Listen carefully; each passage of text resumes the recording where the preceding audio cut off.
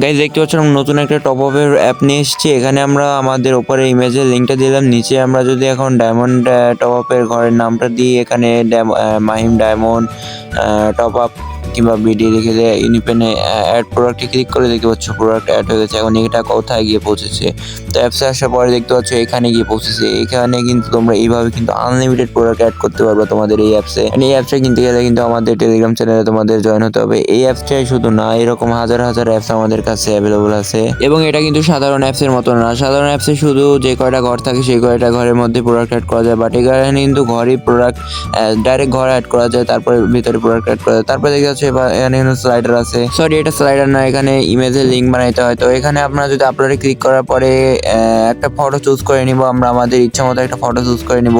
তো photo choose করার পরে যদি আপলোডে ক্লিক করে দেখতে পাচ্ছ যে একটু অপেক্ষা করুন, একটা অপেক্ষা করতে বলছে। তারপর উপর দেখতে হচ্ছে একটা লিঙ্ক হয়ে গেছে, তারপর নিচে এখানে আমাদের ফটোটা শো করছে।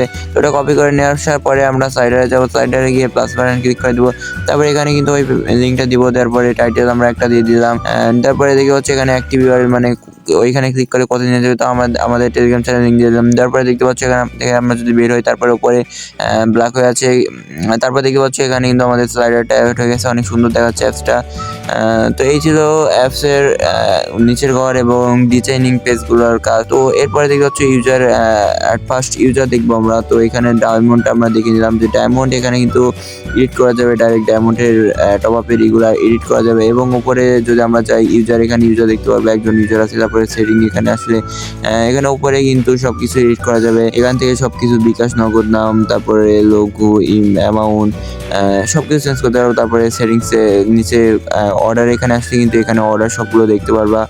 তারপরে আছে কি আছে, তারপরে যদি আমরা ইউজার অ্যাপে যাওয়ার পরে এখানে কিন্তু দেখতে পাচ্ছ সব দিকে অনেক সুন্দর ডিজাইন করা আছে।